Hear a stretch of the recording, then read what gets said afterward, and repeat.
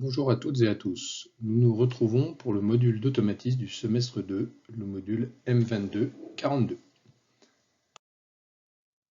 Ce module d'automatisme du semestre 2 a donc comme prérequis le module du semestre 1 concernant les bases de l'automatisme.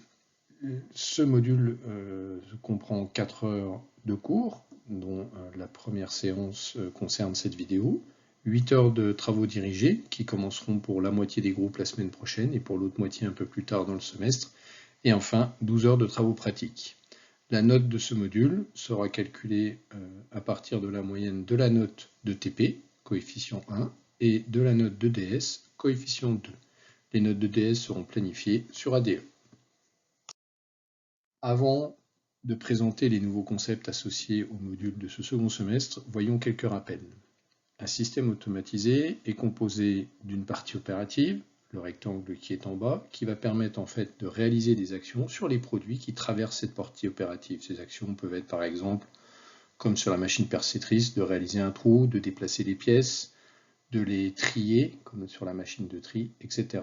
Cette partie opérative va être pilotée par une partie commande, et pour permettre à la partie commande de piloter la partie opérative, il existe une interface constituée de préactionneurs qui vont permettre, à partir des ordres émis de la partie commande sous forme électrique, d'adapter l'énergie aux actionneurs de la partie opérative. Donc, dans les préactionneurs, on aura par exemple des distributeurs ou des relais ou des contacteurs pour les actionneurs électriques.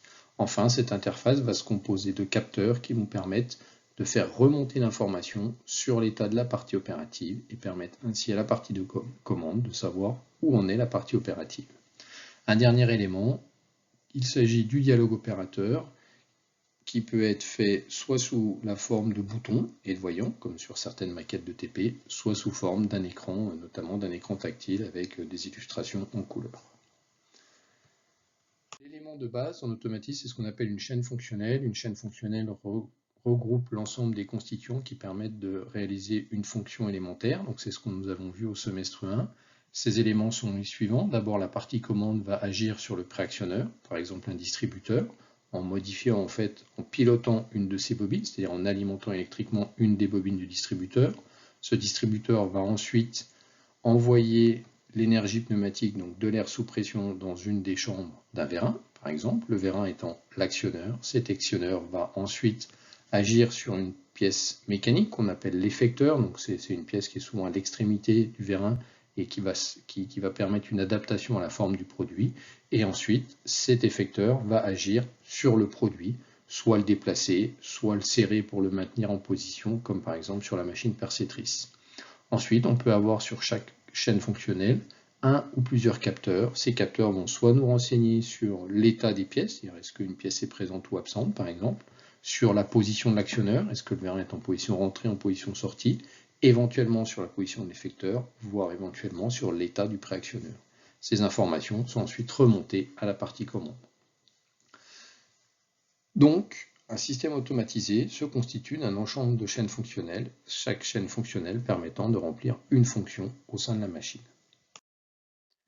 Alors prenons un exemple un peu plus précis de partie opérative. Donc ici une partie opérative qui est constituée en fait donc le grand cercle du dessus. Donc c'est un plateau, ce qu'on va appeler un plateau, sur lequel on peut positionner différentes pièces. Et ce plateau en fait fonctionne par quart de tour. Lorsque le plateau va tourner d'un quart de tour, il amènera une pièce en position C. Le vérin E va permettre de déplacer la pièce de C à E. Et ensuite le vérin A permettra de déplacer la pièce de E à F de manière à l'amener sur le convoyeur. Nous allons, dans le cadre de l'exemple de ce cours, nous limiter aux deux actionneurs, le vérin A, le vérin E, puisque cette partie opérative dans son ensemble comporte d'autres actionneurs, notamment le moteur pour la rotation du magasin rotatif, le moteur pour l'avance du convoyeur, et sous l'emplacement E, un système de pesée. Donc nous allons nous limiter au fonctionnement des deux vérins E et A. D'un point de vue technologique, ce que nous avons vu, si nous précisons un peu plus les choses, au premier semestre, nous avons ici deux vérins simples effets, donc le vérin A, le vérin E également avec un ressort. Chaque vérin est piloté par un distributeur, DA, le vérin E par le distributeur DE. Chacun de ce distributeur possède deux positions, la position P1, la position droite, et la position P2, la position gauche. Ils possèdent chacun deux commandes, une commande à droite à ressort, une commande à gauche électropneumatique, cette commande électropneumatique étant câblée sur une sortie de la partie commande. Donc la commande du distributeur TA est câblée sur la sortie Q0, la commande du distributeur TE est câblée sur la sortie Q1.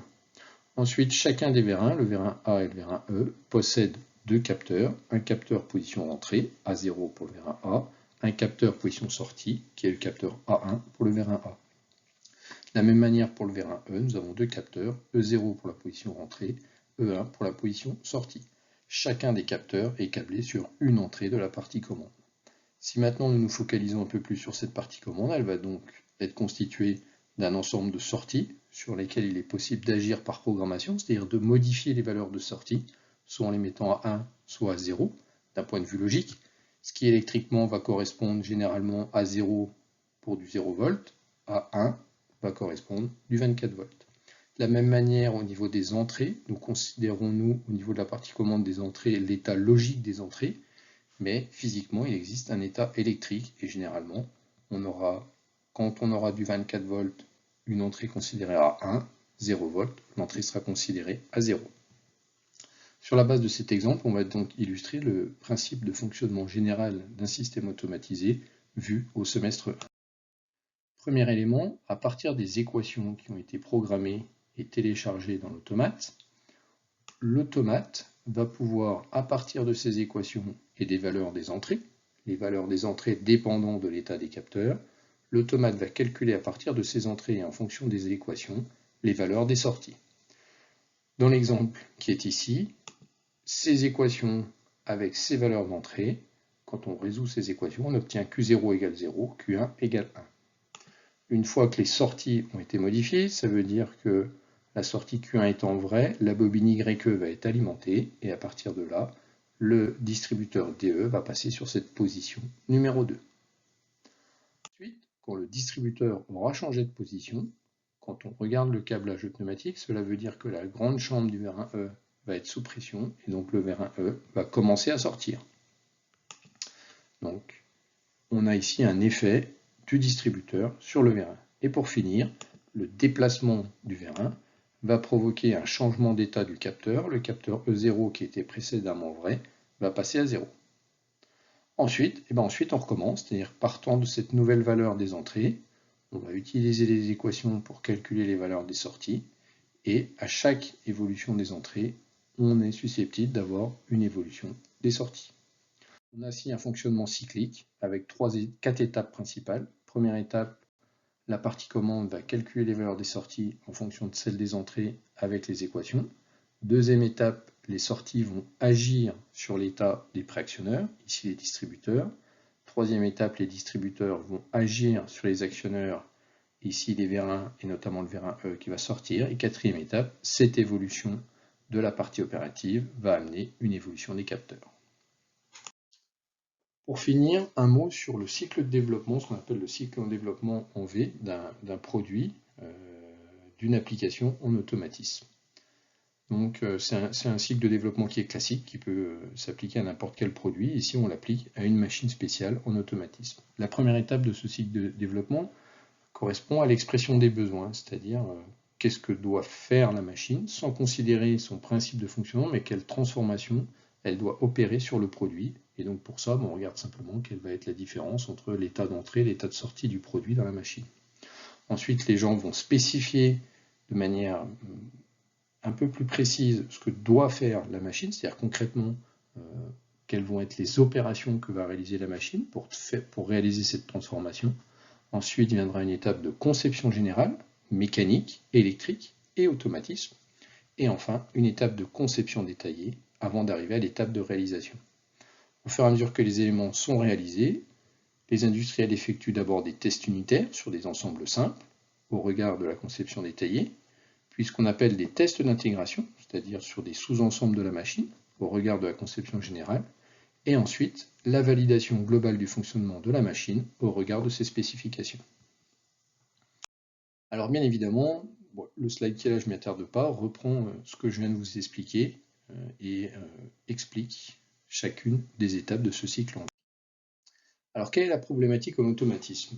En automatisme, on a pour chacune des étapes des langages, ou en tout cas un certain nombre d'outils à notre disposition. Alors, pour l'expression des besoins, c'est bien souvent quelque chose de très textuel. Pour la partie spécification, les industriels appellent ça une analyse fonctionnelle, et c'est souvent sous forme de texte. Et ensuite, on va rentrer en conception au sens de l'automatisme. Et donc là, il va falloir bien commencer à décrire le comportement souhaité de la machine avant de réaliser la programmation. Donc bien évidemment, ce qu'on a vu au semestre 1, c'est une approche à partir d'équations, puisqu'on a travaillé avec des variables booléennes. À partir de ces variables booléennes, on recherchait des équations logiques, et ensuite, ces équations étaient programmées. La problématique est la suivante, c'est comment exprimer le fonctionnement d'un système automatisé de production, de manière à pouvoir l'écrire, à le lire facilement, afin de le diffuser, de le communiquer, d'en discuter au sein d'une équipe. Puisque bien évidemment, quand on va être sur un système, sur une ligne de production complète automatisée, ce n'est pas un automaticien qui va réaliser la ligne, mais c'est une équipe d'automaticiens au regard des besoins du client. Et donc là, on a un besoin de communication, c'est-à-dire comment décrire le fonctionnement attendu de la machine pour qu'ensuite quelqu'un puisse faire la programmation, puisque ce n'est pas la même personne qui va gérer toutes les étapes. Et là, vous comprenez bien que les équations posent un problème, puisque quand on nous donne deux équations, il est quand même assez difficile en lisant les équations de se rendre compte et de comprendre rapidement quel est le comportement correspondant à ces équations. On a donc un problème ici en automatisme de comment représenter de manière simple, facile à lire, le fonctionnement d'un système automatisé de production. Et donc c'est l'objet de ce second semestre, de voir un langage qui va permettre cette description du fonctionnement attendu avant d'entamer l'étape de programmation. Alors pour ça, on va s'intéresser dans la première partie à ce qu'on appelle les systèmes de commande séquentielles, et donc un langage qu'on appelle le GraphSet, qui est en fait un langage de spécification, c'est-à-dire c'est un langage qui n'est pas destiné à programmer au départ une machine, mais c'est un langage qui est destiné à communiquer entre êtres humains, c'est-à-dire à communiquer entre personnes, au sein d'une équipe, projet, pour discuter du fonctionnement attendu, pour définir le fonctionnement attendu de la machine avant que certaines personnes passent à la programmation. Nous verrons ensuite à la fin de cette partie 1 comment et quels sont les langages de programmation en automatisme industriel. Alors, l'outil GraphSet en fait veut dire graphe de commande étape transition, puisque nous on s'intéresse à des systèmes qu'on ne va pas décrire de manière continue dans le temps, sous forme, on va dire, d'équations avec des variables continues, comme vous pouvez le faire par exemple aux mathématiques, mais nous on va s'intéresser à des états particuliers et à des événements qui vont nous faire passer d'un état à un autre. On parle également d'étapes et de transition. L'objectif, il est simple, ici, c'est que le GraphSet, c'est un outil graphique qui doit permettre de représenter le cahier des charges d'un automatisme, c'est-à-dire quel doit être le comportement de la machine, ce qui va permettre de guider les personnes qui vont réaliser la programmation. Donc le GraphSet est arrivé au début des années 80 à la demande des industriels qui avaient ce besoin de définir le comportement attendu d'une machine automatisée avant de passer à la phase de programmation, notamment dans l'automobile, puisque on va dire que c'est un des premiers domaines à avoir développé l'automatisme, à avoir des lignes automatisées de très très grande envergure et de complexité élevée, et qu'ils avaient donc ce besoin d'avoir des équipes qui définissent le comportement, des équipes spécialisées dans la programmation, et ensuite, comme on l'a vu dans le cadre du cycle en V de développement, des équipes chargées des tests de validation. Et bien évidemment, si vous voulez valider ce que vous observez, vous avez besoin de savoir ce que vous attendiez. Donc voilà comment est né le GraphSet, c'est-à-dire d'un langage qui permet de décrire le fonctionnement attendu de la machine. Ce langage fait l'objet de normes, bien évidemment, déjà françaises, puisque c'est un langage qui a été développé en France, et ensuite de normes européennes qui sont citées ici, avec des mises à jour récentes ces dernières années. Alors, pour rentrer tout de suite dans le vif du sujet, prenons un exemple, et puis nous allons voir un premier GraphSet relativement simple, et vous allez comprendre très rapidement que ce langage graphique permet effectivement de décrire le fonctionnement d'un système de manière simple et graphique. Donc prenons toujours une partie opérative comme exemple, donc on revient sur l'exemple qu'on avait précédent, mais là on s'intéresse qu'à ce fameux magasin, ce plateau rotatif qui possède en fait 4 positions, P1, P2, P3, P4. C'est l'opérateur qui est chargé en fait de déposer une pièce devant le capteur I. Une fois que l'opérateur a déposé la pièce, il vient appuyer sur un bouton pour indiquer à la machine qu'il a fini son opération. À ce moment-là, le plateau doit tourner d'un quart de tour pour amener la position P2 en face du magasin pour permettre à l'opérateur de déposer une nouvelle pièce. L'opérateur appuie sur le bouton et ainsi de suite. Donc, d'un point de vue automatisme, ce qu'on souhaite, c'est développer une partie commande dont le besoin, c'est que le besoin se décrit de la manière suivante. Suite à l'appui sur le bouton marche, le magasin fait un quart de tour et s'arrête. Cette partie commande possédera ici de manière simplifiée deux entrées. L'état du capteur I, ça veut dire est-ce qu'il y a une position P1 ou P2 ou P3 ou P4 en face du capteur I, on dit alors que le plateau est indexé. Et l'état du bouton BM, bouton marche, est-ce que le bouton est appuyé? Et enfin, une sortie, la partie commande va avoir une sortie pour réaliser une seule action possible sur cette partie opérative, qui est de faire tourner ce magasin pour faire évoluer sa position. Alors bien évidemment, hein, on peut spécifier le comportement attendu comme ça sous forme textuelle. Le problème de cette forme, hein, c'est que le texte ce n'est pas quelque chose de formel, et un même texte peut être interprété de différentes manières. Et sur des machines complexes, eh bien, il faudrait des pages et des pages pour décrire le comportement attendu de la machine de manière assez précise pour que ça soit compris par celui qui allait programmer. Donc, au lieu de décrire ce fonctionnement sous forme textuelle, on va le décrire sous forme graphique. Vous avez ici un exemple d'un graph set qui va posséder ce qu'on appelle des étapes. Les étapes sont les carrés, étape 0, étape 1. À côté de chacune des étapes, on va associer des actions. Donc à l'étape 0, il n'y a pas d'action. À l'étape 1, il y a une action qui est de faire tourner le magasin rotatif. Et ensuite, les conditions qui vont permettre de passer d'une étape à l'autre. Donc la lecture est relativement simple. Ça veut dire quoi? Ça veut dire que ici, la flèche avec BM, ça veut dire qu'on attend que la variable BM passe à 1, passe de 0 à 1, ce qu'on appelle le front montant. Et également ici, pour passer de l'étape 1 à l'étape 0, on va attendre que la variable I passe de 0 à 1, c'est-à-dire qu'on observe le front montant sur la variable I. Alors maintenant, illustrons un petit peu ce qui va se passer au cours du temps entre cette spécification du comportement et l'évolution de la partie opérative. Alors, on part d'une situation initiale où le plateau est indexé avec la position P1 en face du capteur I. L'opérateur n'a pas encore déposé de pièce et donc le bouton BM est relâché, est à l'état 0. Donc nos deux entrées ont les valeurs suivantes, I est vrai, BM est faux. La partie commande est à l'étape initiale, ici à l'étape 0, il n'y a pas d'action associée, donc rien ne se passe pour l'instant au niveau de la partie opérative, et on va donc voir sous quelles conditions la partie commande va donc évoluer. L'opérateur va donc déposer une pièce, et une fois qu'il aura déposé et terminé son action, l'opérateur va appuyer sur le bouton BM. Ça veut dire bien évidemment que les entrées vont évoluer, BM qui était faux à l'étape précédente, BM devient vrai. Et donc la condition qui était indiquée ici, au montant de BM, précédemment, devient vraie. Cette condition de passage et donc d'évolution de l'étape 0 à l'étape 1 devient vraie. Ça veut dire que la partie commande va donc évoluer. L'étape active, alors ici, on représente par un rond rouge, également, l'étape active, qui était précédemment l'étape 0, devient l'étape 1. La partie commande ayant évolué, on aperçoit effectivement qu'il y a une action associée à cette étape qui consiste à faire tourner le plateau. Donc la sortie tournée va passer à l'étape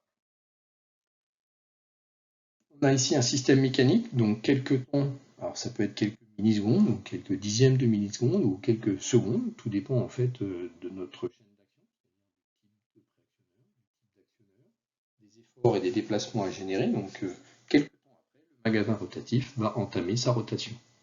Bien évidemment, le capteur I va à un moment donné passer à 0, mais ça n'aura pas d'influence sur l'évolution de notre graph set, puisque l'événement attendu, c'est que I passe de 0 à 1. Donc, le magasin va continuer, va poursuivre sa rotation jusqu'à ce que le capteur I devienne vrai, c'est-à-dire que la position P2 du magasin se retrouve en face du capteur. À ce moment-là, la variable petit i qui était fausse devient vraie, et donc le front montant de I, c'est-à-dire son passage de 0 à 1, est vérifié. À ce moment-là, la partie commande va de nouveau évoluer, et donc on va passer de l'étape 1 qui était active à l'étape 0. Et donc, on est revenu dans la situation initiale de notre partie commande. Donc ici, ce graph set de deux étapes, étape 0, étape 1, une action tournée, deux conditions, l'appui sur le bouton, front montant de BM, l'arrivée dans une position particulière du magasin rotatif avec le front montant de I, une action, deux événements, nous permet de décrire complètement le fonctionnement attendu de cette machine. Sans pour l'instant en avoir ni parlé de technologie,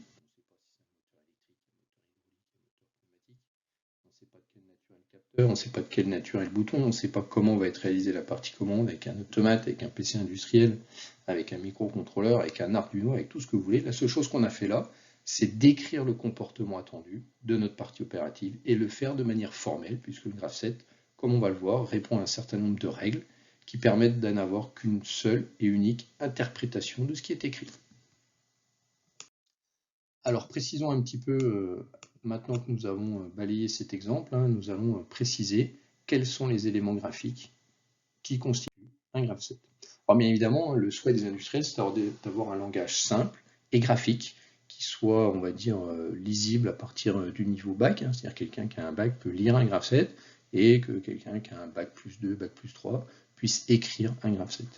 Donc le nombre d'éléments graphiques est plutôt restreint et on verra que les règles qui définissent l'évolution d'un graph7 sont aussi limitées puisqu'on aura 5 règles qu'on verra par la suite.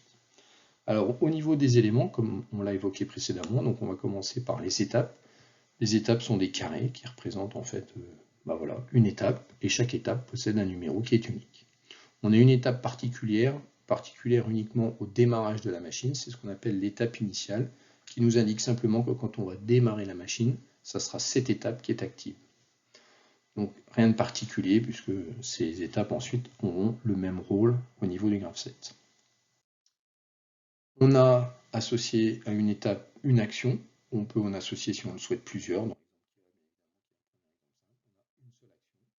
Ici, comme on n'avait pas encore précisé la technologie utilisée, l'action se retrouve sous forme d'un verbe en référence à la partie mécanique de la machine. Donc on est en train d'indiquer qu'on souhaite faire tourner le magasin rotatif. On a ensuite ce qu'on appelle des transitions, c'est-à-dire des éléments qui vont interdire à certains moments l'évolution d'une étape vers une autre et à d'autres moments autoriser cette évolution. La transition est l'élément graphique, c'est-à-dire c'est le trait horizontal qui en fait va représenter comme une barrière qui va empêcher l'évolution du jeton rouge qui était représenté précédemment à certains moments et qui à d'autres moments va lui permettre de passer d'une étape à l'autre. Associé à ces transitions, on va retrouver des réceptivités. La réceptivité étant une condition logique. Et comme toute condition logique, ce qu'on a vu au semestre 1 avec l'algèbre de Boole, avec les opérateurs logiques, et ou non, la condition logique, elle est soit vraie, soit fausse. Bien évidemment, dans l'exemple qui est là, c'est des conditions logiques simples avec une seule variable, mais comme on le verra par la suite en TD, en TP, on peut écrire ici des réceptivités un peu plus complexes. La seule chose qu'il faut retenir pour l'instant, c'est qu'une réceptivité, elle est soit vraie, soit fausse. Il reste simplement comme élément graphique ce qu'on appelle les liaisons, c'est-à-dire des éléments qui vont relier les étapes aux transitions. On dit que ces liaisons sont orientées, puisque pour faciliter la lecture d'un graph7, par défaut, les liaisons vont du haut vers le bas. C'est-à-dire que quand on lit un graph7, la lecture du graph7 se fait du haut vers le bas. Quand la liaison remonte, c'est indiqué sur cette liaison par une flèche. Donc voilà les éléments principaux qui constituent un graph7. Donc, simplement ici sur cette diapositive, le vocabulaire qui a été employé dans la présentation. Donc une étape, c'est-à-dire les rectangles. Une étape peut avoir deux états, elle est soit active, soit inactive. Quand elle est active, graphiquement, on mettra un jeton dessus, un point pour indiquer qu'elle est active. Et quand elle est inactive, il n'y a rien, elle est toute blanche. Mathématiquement, donc on a l'algèbre de Boole, on va associer une variable. Donc par exemple à l'étape 2, on va associer la variable x2, ça c'est dans la norme du graph7, et on dira que quand l'étape 2 est active, la variable x2 est vraie. Quand l'étape 2 est inactive, la variable x2 est fausse. Donc voilà, donc on a une manière graphique de représenter l'état d'une étape, on a une manière mathématique avec la variable x2, et puis à l'oral, on va parler d'étape active ou inactive. L'étape initiale ici, simplement, on réindique que l'étape initiale, c'est l'étape qui sera active au démarrage de la machine. Ensuite, nous avons les liaisons orientées, et ce qu'on a constaté dans l'exemple qui a été donné, c'est qu'il y a toujours une alternance étape, transition, étape. Autrement dit, vous ne pouvez jamais avoir deux étapes de suite, et vous ne pouvez jamais avoir deux transitions de suite. Concernant les transitions et concernant leur état, plusieurs possibilités. On va dire qu'une transition peut être validée ou non, et on verra dans les règles d'évolution du graph7 sous quelles conditions. Et ensuite, je vous expliquais que la transition, c'est ce petit élément graphique, ce trait horizontal qui représente en fait une barrière. Et donc cette transition pourra être franchissable ou non par le jeton qui est représenté sur l'étape. Pour finir, la réceptivité étant une expression logique, et comme cela a été indiqué précédemment, elle peut avoir que deux états, cette réceptivité. Voilà pour ces éléments et leur définition. Maintenant aux deux derniers éléments qui font la particularité du graph-set et qui sont nécessaires en fait pour exprimer le fonctionnement des machines automatisées. Un peu complexe, si on reprend la machine perceptrice que vous avez vue en TP, ben, je peux très bien, pendant que je suis en train de percer une première pièce, je peux très bien en parallèle être en train d'identifier et de contrôler une deuxième pièce. Donc je peux avoir des choses qui vont se faire en parallèle, ou alors je peux avoir parfois la nécessité de représenter un choix, c'est-à-dire un ou. Ça veut dire que la machine va avoir un fonctionnement ou un autre fonctionnement. Ceci en fonction, je ne sais pas, du type de pièce. Par exemple, si on prend la machine de tri, en fait, vous vous êtes rendu compte que si la pièce est usinée, on va basculer la pièce vers l'arrière. Si la pièce n'est pas usinée, on va la basculer vers l'avant. Donc là, effectivement, les actions ne seront pas les mêmes et il y aura un choix à faire. Donc ça, graphiquement, ça se représente, ces deux éléments, donc le et le ou. Donc le parallélisme avec ce qu'on appelle des divergences en et. Donc la divergence, c'est le moment où j'ai une branche sur mon graph-set et je passe à deux. Je peux en représenter 3 si je souhaite, 4, 5, je peux représenter autant de branches que je souhaite. Et la convergence représente le moment où je passe de plusieurs branches à une seule. Donc ici, graphiquement, il y a une seule transition suivie de la divergence en et. Puisque quand j'aurai la possibilité de franchir cette transition qui est située après l'étape 1, je vais pouvoir activer les étapes 2 et 3, et donc je vais pouvoir avoir en parallèle plusieurs actions. De la même manière ici, de manière symétrique par rapport à la divergence, la convergence va être représentée pour le et par une double barre suivie de la transition. Concernant le ou, et ça c'est le dernier élément graphique du langage graph-set, on a donc au niveau de la divergence besoin d'une transition sur chaque branche, puisqu'il faut exprimer dans quelles conditions je vais passer de l'étape 1 à l'étape 2, dans quelles conditions je vais passer de l'étape 1 à l'étape 3, et donc il y aura ici autant de transitions qu'il y aura de branches. Et la divergence en ou se représente par un simple trait. On a donc l'équivalent sur la convergence, ça veut dire une transition sur chacune des branches, et un simple trait qui représente la convergence avant de passer à l'étape 5. Donc ces deux éléments graphiques sont importants, puisque du coup ils vont permettre d'exprimer des comportements relativement complexes au niveau des machines. Un exemple maintenant des structures. Alors bien évidemment, habituellement je laisse quelques temps aux étudiants en amphi pour compléter ces exemples. Ici je vais simplement vous les donner, vous les corriger directement. Donc on a des structures de graph-set avec des étapes et des transitions qu'il faut rajouter en respectant ce qui vient d'être dit. Qu'est-ce qui vient d'être dit? Il vient d'être dit qu'on a toujours une alternance étape, transition, transition, étape. Donc je ne peux jamais avoir deux étapes de suite ni de transition de suite. Et la particularité des divergences en ou, qui m'amène à mettre une transition sur chacune des branches après la divergence, une transition sur chacune des branches avant la convergence. De la même manière, pour le et, je vais mettre une seule transition avant la convergence et une seule transition avant la divergence et une seule transition après. Donc j'ai ces trois règles à appliquer. Voilà, toujours alternance, étape, transition, transition, étape, et puis respecter le formalisme du ou et du et. Donc si je prends ma première structure, je pars de mon étape initiale. Partant de l'étape 0, forcément pour aller d'étape 0 à l'étape 1, entre les deux, il faut mettre une transition.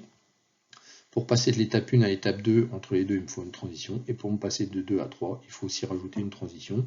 Donc ici, je me retrouve avec cette structure de graph-set qui contient 3 étapes, 3 transitions. Sur la deuxième structure, toujours pareil, je pars de l'étape initiale, l'étape 0. Je constate que suite à l'étape 0, il y a une divergence avec un seul trait. Alors là, c'est la seule chose à retenir, c'est qu'un trait représente le ou, et donc ça veut dire que je vais avoir un choix, et donc la nécessité d'exprimer plusieurs conditions. Et donc, il me faut une transition sur chacune des branches. Donc, je vais mettre une transition entre 0 et 2, une transition entre 0 et 3. Et de la même manière, après les deux étapes 2 et 3, ça représente une convergence en ou, et il me faut bien une transition sur chacune des branches. Sur les convergences, je ne me pose pas la question, j'applique le même principe que sur les divergences. C'est-à-dire si sur la divergence, j'ai mis une transition par branche, je mets une transition par branche sur la convergence. Ensuite, pour le et, toujours pareil, je pars de l'étape initiale, donc de l'étape 0 avec le double trait, je vais mettre une transition entre 0 et l'étape 1 pour passer de 0 à 1. Suite à l'étape 1, je reconnais ici une divergence en et. C'est le double trait qui m'indique que ce que je souhaite représenter, c'est du et. Et donc, dans le cas de la divergence en et, il n'a besoin que d'une seule transition qui est située avant. Et donc, on se retrouve avec cette structure de graph-set, puisque suite à l'étape 1, je franchirai la transition qui se trouve entre l'étape 1 et la divergence en et. pour activer les étapes 2 et 3. L'étape 2 est directement reliée à la convergence en et.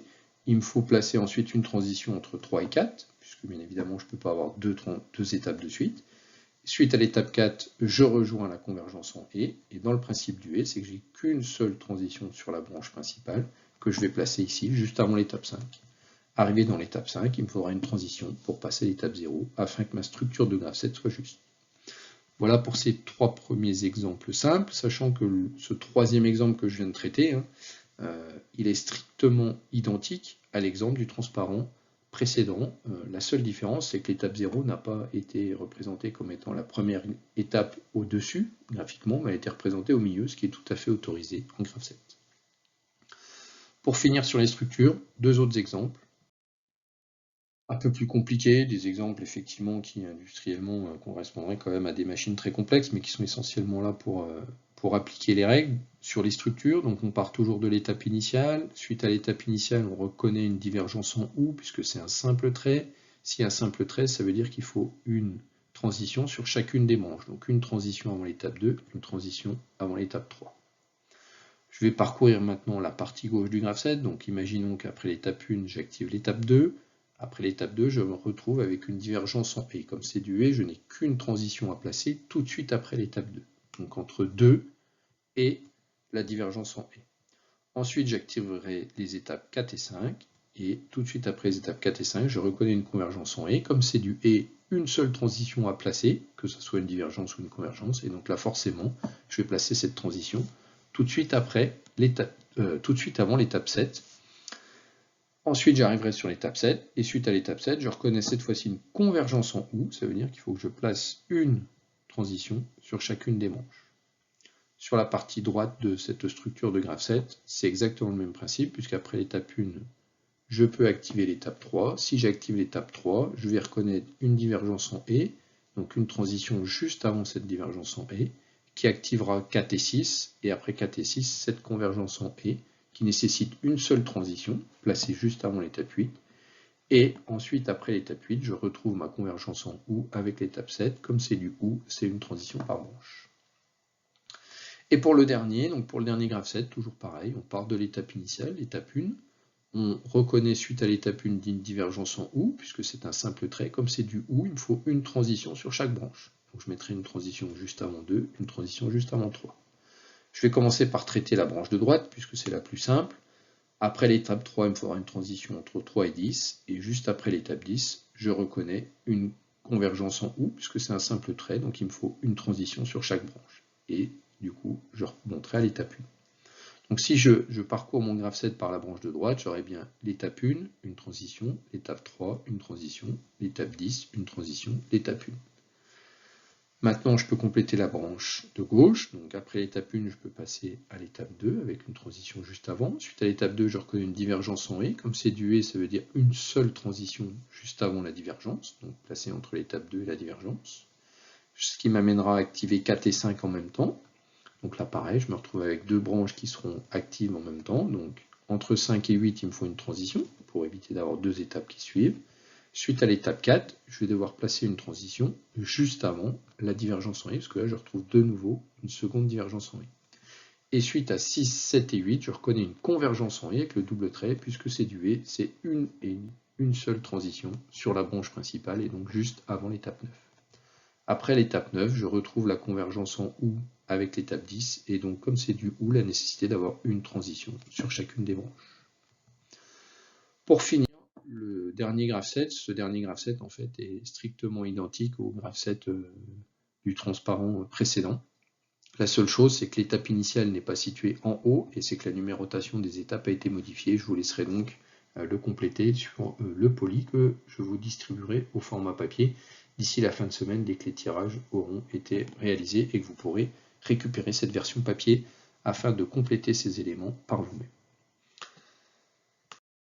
Alors, pour finir sur cette première vidéo, je vais simplement énoncer les règles d'évolution et je commencerai la seconde vidéo par l'application des deux premières règles d'évolution. Alors la première règle, elle est très simple, elle va aller vite. La règle numéro 1 qui permet de décrire en fait la situation initiale du graphe 7, c'est de dire que les étapes initiales sont actives au début du fonctionnement.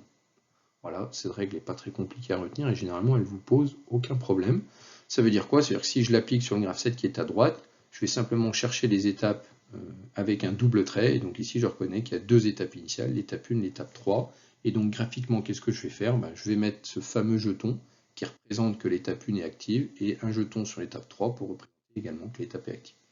Donc là on parle de situation, c'est une notion qui est aussi importante en graphe 7, la situation représente l'ensemble des étapes actives, et donc ici nous avons deux étapes, l'étape 1 et l'étape 3.